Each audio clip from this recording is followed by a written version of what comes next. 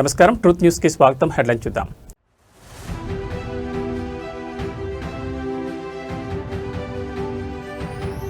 జగిత్యాలలో బీఆర్ఎస్ భారీ బహిరంగ సభ. కేసీఆర్ సమక్షంలో గులాబీ గూటికి మాజీ Mantri Jeevan Reddy.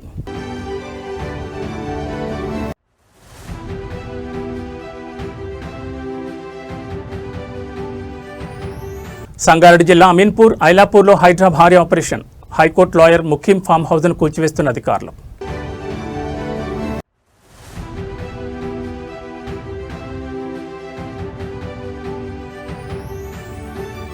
ఐలాపూర్లో Hydraa దూకుడుకు high court break. కూల్చివేతలపై stay విధిస్తూ సంచలన ఆదేశం.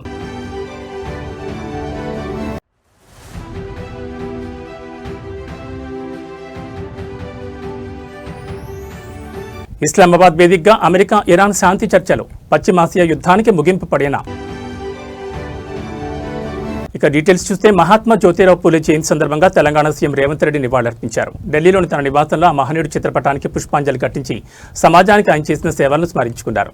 ఈ కార్యక్రమంలో ఎంపీ మల్లు రవి కూడా పాల్గొని పూలేకు నివాళులర్పించారు. వెనుకబడిన వర్గాల అభ్యున్నతికి, విద్యకు పూలే అందించిన స్ఫూర్తిని ఈ సందర్భంగా నేతలు కొనియాడారు.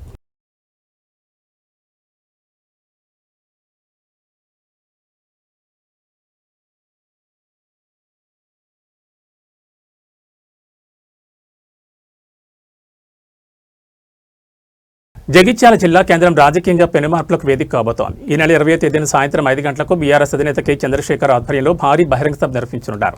ఈ సభలోనే సీనియర్ నేత మాజీ మంత్రి జీవన్ రెడ్డి అధికారికంగా బీఆర్ఎస్ తీర్థం పుచ్చుకోనుండడం ఇప్పుడు రాష్ట్ర రాజకీయాల్లో హాట్ టాపిక్ గా మారింది. సుమారు 1,00,000 మంది జన సమీకరణతో ఈ బహిరంగ సభను అత్యంత ప్రతిష్టాత్మకంగా నిర్వహించేందుకు బీఆర్ఎస్ శ్రేణులు సమాయత్తమవుతున్నాయి. ఇందుకోసం స్థానిక మోతే రోడ్లోని సభా స్థలాన్ని మాజీ మంత్రి జీవన్ రెడ్డి, జిల్లా ముఖ్య నేతలు స్వయంగా పరిశీలించారు. సభకు వచ్చే ప్రజలకు, కార్యకర్తలకు ఎలాంటి ఇబ్బందులు కలగకుండా ఏర్పాట్లు చేయాలని అధికారులకు, పార్టీ శ్రేణులకు సూచించారు. ఈ సందర్భంగా బీఆర్ఎస్ జిల్లా అధ్యక్షుడు విద్యాసాగర్ రావు మాట్లాడుతూ కేసీఆర్ రాక కోసం జగిత్యాల ప్రజలు 1000 కళ్ళతో ఎదురుచూస్తున్నారని తెలిపారు. జిల్లా అభివృద్ధి కోసం జీవన్ రెడ్డి తీసుకున్న నిర్ణయం చారిత్రాత్మకమని, ఈ సభను భారీ ఎత్తున విజయవంతం చేసి గులాబీ కోటను మరింత బలోపేతం చేస్తామని ఆయన ధీమా వ్యక్తం చేశారు. నమస్కారాలు తెలియజేస్తూ గౌరవనీయులు పెద్దలు, మాజీ మంత్రివర్యులు, సీనియర్ నాయకులు జీవన్ రెడ్డి గారు, అదేవిధంగా మాజీ మంత్రి గారు కొప్పుల ఈశ్వర్ గారు, ప్రజెంట్ ఎమ్మెల్సీ గారు రమణ గారు, అదేవిధంగా రేపు కలవబోయే అధ్యక్షులు కూడా అందరం కూడా రేపు కలుస్తున్నాం కనుక అందరూ కాంగ్రెస్ పార్టీ నుంచి వచ్చిన అధ్యక్షులకు, నాయకులందరికీ కూడా, అదేవిధంగా మా కొరట్ల ఎమ్మెల్యే ఉన్నాడు కానీ అక్కడ దూరం ఉన్నట్టు కొరట్ల ఎమ్మెల్యే గారు, అందరం కలిసి కూడా ఇవాళ 20వ తారీఖు నాడు పెద్ద ఎత్తున ఇక్కడ బహిరంగ సభ పెట్టడం కోసం జీవన్ రెడ్డి గారి కలయికతోని ఒక బహిరంగ సభ ఏర్పాటు చేసుకోవాలన్న ఉద్దేశంతో మేమందరం ఇక్కడ ఈ స్థలాన్ని పరిశీలించడానికి వచ్చినాం. ఈ స్థలమే బాగా అనిపిస్తుంది. ఎందుకంటే సెంట్రల్ కాలేజ్ చూసినాం, కాలేజ్ ముంగట గ్రౌండ్ ఉంది కానీ తక్కువ మంది పడతారు, ఇక్కడైతే ఎక్కువ మంది పడతారని చెప్పి ఐడియాకి వచ్చినాం కొంచెం. మరి వాళ్ళు కూడా అక్కడ నుంచి కూడా పరిశీలకులు ఇద్దరు, మాజీ చైర్మన్లు ఇద్దరు కలిసి, కార్పొరేషన్ చైర్మన్లు ఇద్దరు వచ్చారు, వాళ్ళు కూడా పరిశీలిస్తున్నారు. 99% ఇదే అవుతుంది అనుకుంటున్నాం. ఈ సభను విజయవంతం చేయడం కోసం ఇక్కడ చాలా రోజుల నుంచి కేసీఆర్ గారు మాట్లాడలేదనేది ప్రజలలో ఉన్నది అన్నట్టు. వచ్చి ఒకసారి మాట్లాడతారన్న ఉద్దేశం మీద అన్ని గ్రామాల నుంచి కూడా తరలివేసేందుకు ప్రజలు సిద్ధంగా ఉన్నారు కనుక 1,00,000 మొబిలైజేషన్ చేసి 1,00,000 మందితో మీటింగ్ పెట్టాలని చెప్పి 1,00,000 పైన కానీ తక్కువ కాకుండా మేము ప్లాన్ చేసుకుంటున్నాం. ప్రతి నియోజకవర్గం నుంచి ఎంతమంది దేవాళ్ళం ఆ విధంగా చేసి పెద్ద ఎత్తున సక్సెస్ చేయడం కోసం ప్రజలందరూ సహకరించాలి, మిత్రులందరూ సహకరించాలని చెప్పి కోరుకుంటున్నాం. 2-3 నెలలుగా జగిత్యాల జిల్లాలో జరుగుతున్నటువంటి చర్చ జీవన్ రెడ్డి గారి యొక్క రాజకీయ ప్రస్థానం. గతంలో 40 సంవత్సరాలు కాంగ్రెస్ పార్టీలో అమీన్పూర్లో హైడ్రా భారీ ఆపరేషన్ చేపట్టింది. భారీ పోలీస్ బందోబస్తు మధ్య హైడ్రా అధికారులు ఆక్రమణలు తొలగిస్తున్నారు. రెవెన్యూ, మున్సిపల్ అధికారులతో కలిసి హైడ్రా భారీ ఆపరేషన్ చేపట్టింది. ఐలాపురం తాండాలో కానీ, గ్రామంలోని నివాస గృహాల జోలికి కానీ వెళ్లకుండా చర్యలు చేపట్టినట్లు హైడ్రా అధికారులు స్పష్టం చేశారు. కేవలం అక్రమంగా నిర్మించిన భారీ కట్టడాలు, ఖాళీ స్థలాల స్వాధీనంపైనే దృష్టి సారించినట్టు తెలిపారు. 1998 నుంచి స్టేటస్ కో కొనసాగించాలని కోర్టు ఆర్డర్లు ఉన్నప్పటికీ వాటిని ఖాతరు చేయకుండా ముఖ్యం నిర్మించిన గెస్ట్ హౌస్ ను హైడ్రా నేలమట్టం చేసింది. అలాగే అతని సోదరుడు అజీం ఎటువంటి అనుమతులు లేకుండా నిర్మించిన 6 అంతస్తుల భవనాన్ని కూడా అధికారులు తొలగిస్తున్నారు. ఐలాపూర్ గ్రామంలో మొత్తం 1263 ఎకరాల ప్రభుత్వ భూమి ఉంది. ఇందులో ఇప్పటికే అనేక నివాసాలు వెలిశాయి. మిగిలి ఉన్న 860 ఎకరాల ఖాళీ ప్రభుత్వ భూమిని స్వాధీనం చేసుకోవడమే లక్ష్యంగా హైడ్రా ఈ ఆపరేషన్ చేపట్టింది. ఈ భూమి విలువ సుమారు 15,000 కోట్ల పైమాటే ఉంటుందని అంచనా. కూల్చివేతలు కొనసాగుతున్న నేపథ్యంలో ఎటువంటి అవాంఛనీయ సంఘటనలు జరగకుండా భారీగా పోలీసులను మోహరించారు. హైడ్రా చేపట్టిన ఈ భారీ ఆపరేషన్ వల్ల వేల కోట్ల విలువైన ప్రభుత్వ భూమి అన్యాక్రాంతం కాకుండా కాపాడగలిగారు.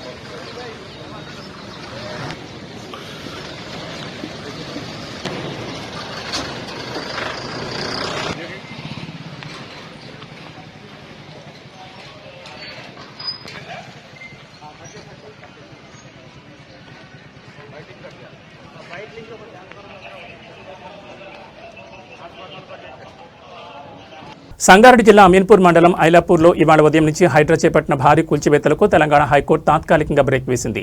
ప్రభుత్వ భూముల ఆక్రమణ పేరుతో అధికారులు జరుపుతున్న ఈ ఆపరేషన్లో కోర్టు జోక్యం చేసుకోవడం ఇప్పుడు చర్చనీయాంశంగా మారింది. ఐలాపూర్లోని క్రిస్టల్ డెవలపర్స్ అపార్ట్మెంట్ను ప్రభుత్వ భూమిలో నిర్మించారంటూ హైడ్రా అధికారులు కూల్చివేతలు ప్రారంభించారు. అయితే ఎలాంటి ముందస్తు నోటీసులు ఇవ్వకుండానే తమ నిర్మాణాలను నేలమట్టం చేస్తున్నారని బాధితులు అత్యవసరంగా హైకోర్టులో పిటిషన్ దాఖలు చేశారు.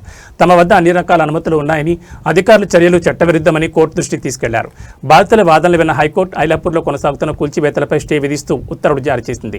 తక్షణమే ఆపరేషన్ నిలిపివేయాలని హైడ్రా అధికారులను ఆదేశించింది. కోర్టు ఆదేశాల ప్రతి అందడంతో జేసీబీలు, ఇతర యంత్రాలను నిలిపివేసి అధికారులు అక్కడి నుంచి వెనుదిరిగారు.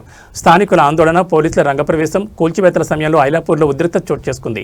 తమ కష్టార్జితంతో కొనుక్కున్న ఇళ్లను కోల్చొద్దంటూ నివాసితులు, కొనుగోలుదారులు భారీ ఎత్తున నిరసన దిగారు. అధికారులను అడ్డుకునే ప్రయత్నం చేయడంతో పోలీసులు రంగప్రవేశం చేసి నిరసనకారులను అదుపులోకి తీసుకున్నారు. హైకోర్టు స్టే ఆర్డర్తో బాధితులు తాత్కాలికంగా ఊపిరి పీల్చుకున్నారు. మా ఆవేదనను కోర్టు అర్థం చేసుకుంది. మాకు న్యాయం జరిగిందని బాధితులు ఈ సందర్భంగా సంతోషం వ్యక్తం చేశారు. ప్రభుత్వ భూమి రక్షణ పేరుతో హైడ్రా దూకుడుకు కోర్టు బ్రేక్ వేయడం ఇప్పుడు హాట్ టాపిక్ గా మారింది. సంగారెడ్డి జిల్లా అమీన్పూర్ మున్సిపాలిటీ పరిధిలో హైడ్రా అధికారులు చేపట్టిన కూల్చివేతలు తీవ్ర ఉద్రిక్తతకు దారితీశాయి. చెరువుల ఆక్రమణలు, ప్రభుత్వ భూముల్లో అక్రమ నిర్మాణాల పేరుతో అధికారులు బుల్డోజర్లతో విరుచుకుపడడంతో ఒక్కసారిగా బీతావహ పరిస్థితి నెలకొంది. ఈ చర్యల వల్ల ఏళ్ల తరబడి నివాసం ఉంటున్న సామాన్య ప్రజలు తమ ఆశల గూడు కోల్పోయి రోడ్డున పడ్డారు. జీవితకాల కష్టాన్ని ధారపోసి అప్పులు చేసి కొనుక్కున్న ఇళ్లను అధికారులు నేలమట్టం చేస్తుంటే బాధితులు కన్నీరు మున్నీరయ్యారు. నిర్మాణాలు జరుగుతున్నప్పుడు అధికారులు ఎందుకు ఆపలేదు? ఇప్పుడు సర్వం కోల్పోయిన తర్వాత కూల్చివేస్తే మేము ఎక్కడికి వెళ్లాలి అని బాధితులు అధికారులను నిలదీస్తున్నారు. కనీసం సామగ్రిని కూడా బయటకు తెచ్చుకునే సమయం ఇవ్వలేదని పలువురు ఆవేదన వ్యక్తం చేస్తున్నారు.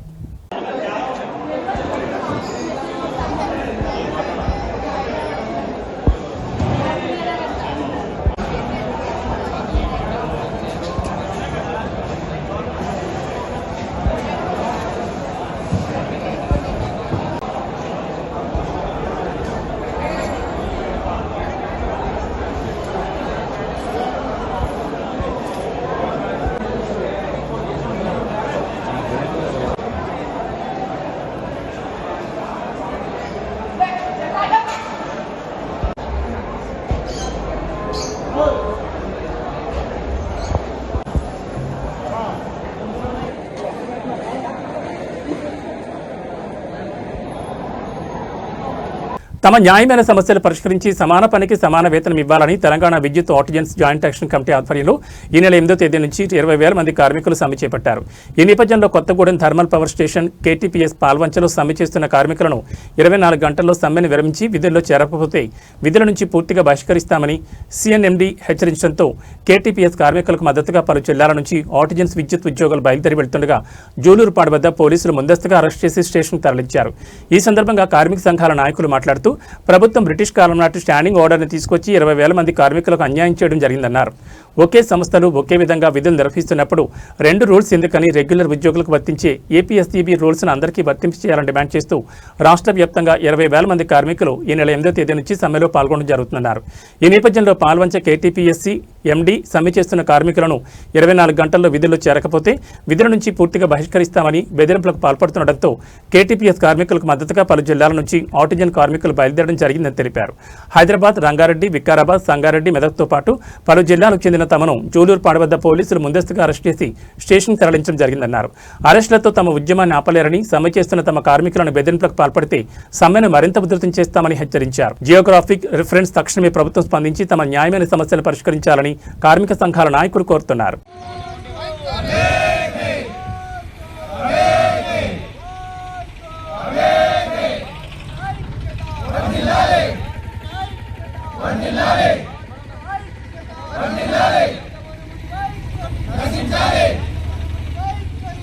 వైసీపీ నేత మాజీ మంత్రి గుడివాడ అమర్నాథ్కు విశాఖపట్నం కోర్టు షాక్ ఇచ్చింది. 10 ఏళ్ల కిందటి కేసులో ఆయనకు 6 నెలల జైలు శిక్షతో పాటు 5,000 జరిమానా విధిస్తూ తీర్పు వెలువరించింది.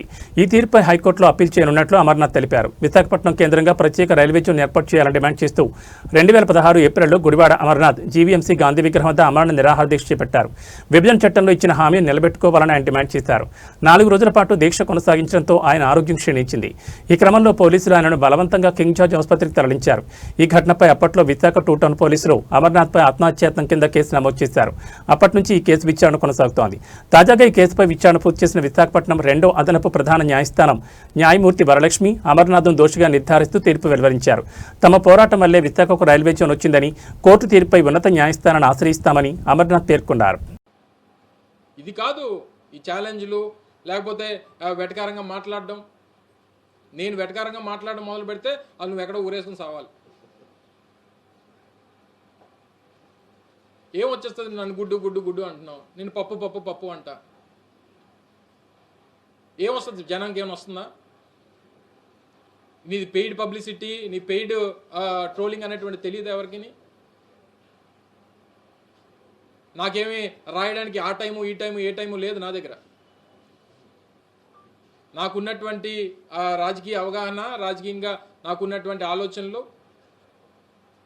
ఇక్కడ ఉన్నటువంటి మేధావులు లాంటి వారితో చర్చించి తీసుకున్నటువంటి సమాచారం ఇదే తప్ప నాకెవడో వెనకాల రాసిచ్చినటువంటి ఏ టైము లేదు. ప్రముఖ ఫోక్ సింగర్ మంగ్లీ అలియాస్ సత్యవతిపై పంజాగుట్ట పోలీసులు క్రిమినల్ కేసు నమోదు చేశారు. మైక్రో ఫైనాన్స్ పేరిట 10 కోట్ల పెట్టుబడి మొత్తానికి సంబంధించిన వ్యవహారంలో బాధితుల తరపున వాదిస్తున్న న్యాయవాదిని బెదిరించారనే ఆరోపణలు ఇప్పుడు సంచలనం రేపుతున్నాయి.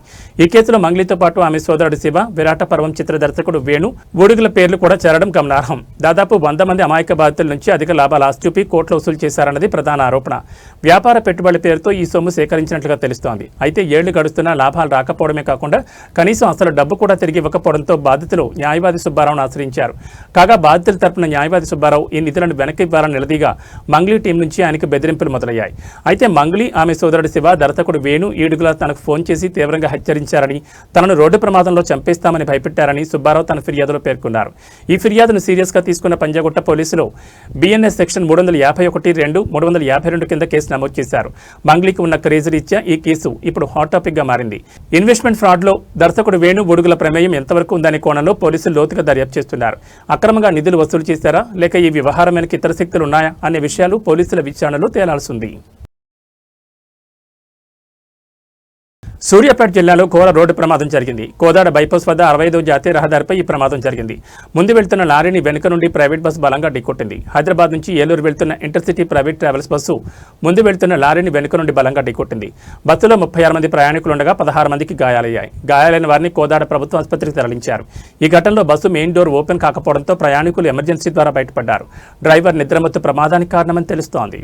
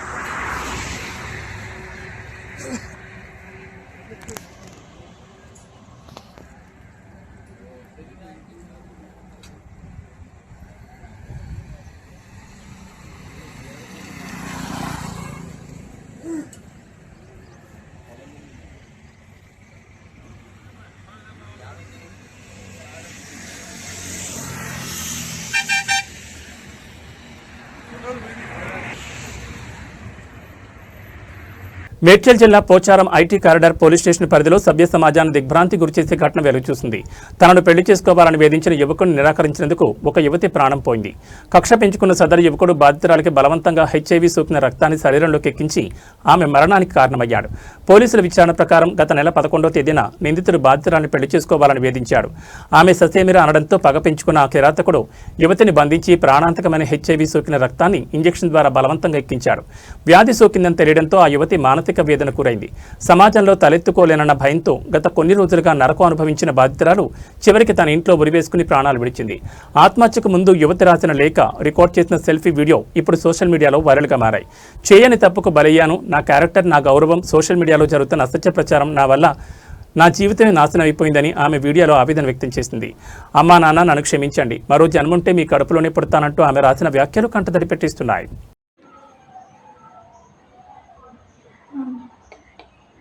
మమ్మీ డాడీ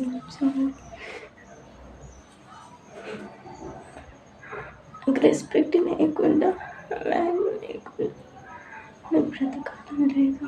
నా క్యారెక్టర్ని మొత్తం ఆగర్నించాను.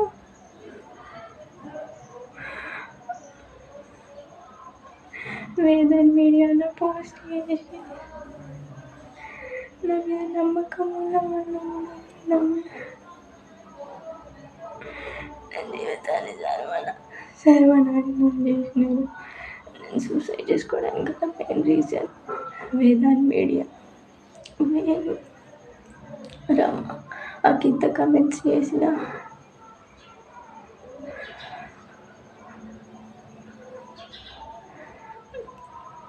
రితిక రీతులు, బృందా, శ్రవంతి, శామ్యు, ఝాన్సీ రాణి నాకు బ్రతకాలని లేదు. ఆయనను ప్రేమించిన మాట వాస్తవమే. 8-9 months మేము లవ్ చేసుకుని 8-9 months తర్వాత ఫస్ట్ నేను నాకు యాక్సెప్ట్ చేసిన, ప్రపోజ్ చేసిన, నేను యాక్సెప్ట్ చేయలేదు. తర్వాత కొన్ని డేస్కి యాక్సెప్ట్ చేసినాక 8-9 months తర్వాత కానిస్టేబుల్ ఎగ్జామ్కి ప్రిపేర్ అవుతున్నప్పుడు మెడికల్ టెస్ట్ చేయించుకుని తనకి హెచ్ఐవి ఉందని వచ్చింది. అప్పుడు తను చెప్పింది నాకు హెచ్ఐవి ఉందని. ఇంకా నాకు అర్థం కాలేదు.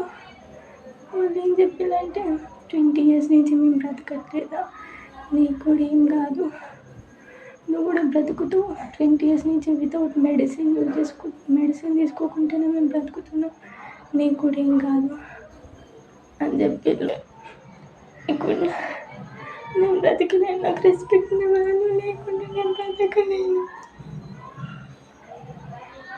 మమ్మీ డాడీ చిన్నమ్మన్నా సఫరీ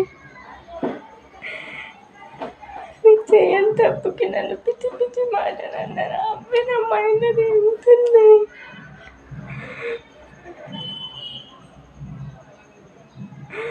కడప జిల్లాలోని కాజీపేటలో యువతిని గొంతు కోసి అత్యంత దారుణంగా హత్య చేసిన ఘటన రాష్ట్ర వ్యాప్తంగా కలకలం రేపిన సంగతి తెలిసిందే.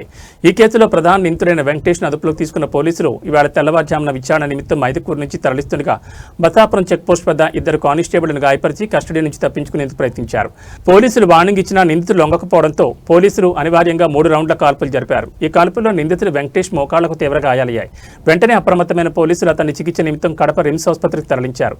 ప్రస్తుతం అక్కడ అతనికి వైద్యులు చికిత్స అందిస్తున్నారు. ఆసుపత్రి వద్ద పోలీసులు భారీ భద్రతను ఏర్పాటు చేశారు. కాగా ప్రేమ పేరుతో వేధిస్తూ కాదన్న కోపంతో ఒక నిండు ప్రాణాన్ని బలిగొన్న ఈ ప్రేమోన్మాది చర్యపై స్థానికులు తీవ్ర ఆగ్రహం వ్యక్తం చేస్తున్నారు. నిందితులపై కఠిన చర్యలు తీసుకోవాలని బాధిత కుటుంబ సభ్యులు, మహిళా సంఘాలు డిమాండ్ చేస్తున్న తరుణంలో ఈ కాల్పుల ఘటన చోటు చేసుకోవడం ప్రాధాన్యం సంతరించుకుంది. పశ్చిమాసియాలో దాదాపు 6 వారాలుగా సాగుతున్న యుద్ధాన్ని ముగించే లక్ష్యంతో శాంతి చర్చల కోసం అమెరికా, ఇరాన్ బృందాలు పాకిస్తాన్ చేరుకున్నాయి. అమెరికా ఉపాధ్యక్షుడు జేడీ వాన్స్ నేతృత్వంలోని అమెరికా ప్రతినిధి బృందం Iran parliament speaker Mohammad Bagher Ghalibaf నాయకత్వంలోని ఇరాన్ టీం ఇవాళ పాకిస్తాన్ రాజధాని ఇస్లామాబాద్లో ల్యాండ్ అయింది. ఇరాన్ ప్రతినిధి బృందానికి పాక్ ఉప ప్రధానమంత్రి, విదేశాంగ మంత్రి ఇషాక్ దార్, జాతీయ assembly speaker Ayaz Sadiq, army chief field marshal Syed Asim Munir, అంతర్గత వ్యవహారాల మంత్రి మొహసిన్ నఖ్వీ స్వాగతం పలికారు. ఇస్లామాబాద్లోని సెరీన్ హోటల్లో శాంతి చర్చలు జరగనున్నాయి. ఇరు దేశాల ప్రతినిధి బృందాలు మొదట పాక్ పీఎం షహబాజ్ షరీఫ్తో విడివిడిగా సమావేశమవుతాయి. ఆ తర్వాత ప్రత్యక్ష చర్చలు జరుపుతాయి. అమెరికా, ఇరాన్ శాంతి చర్చల సందర్భంగా ఎలాంటి అవాంఛనీయ ఘటనలు చోటు చేసుకోకుండా ఇస్లామాబాద్లో రెడ్ అలర్ట్ ప్రకటించారు. నగరం మొత్తం భారీ బలగాలను మోహరించారు. చర్చలు జరగనున్న సెరీన్ హోటల్ పరిసరాల్లో కర్ఫ్యూ విధించి భద్రతను కట్టుదిట్టం చేశారు. కాగా పాకిస్తాన్ మధ్యవర్తిత్వంతో అమెరికా, ఇరాన్ మధ్య 2 వారాల పాటు కాల్పుల విరమణ ఒప్పందం కుదిరిన విషయం తెలిసిందే. యుద్ధాన్ని పూర్తిగా ముగించేందుకు పాక్ రాజధాని ఇస్లామాబాద్ వేదిక ఇరాన్, అమెరికా బృందాలు శాంతి చర్చలు జరపనున్నాయి.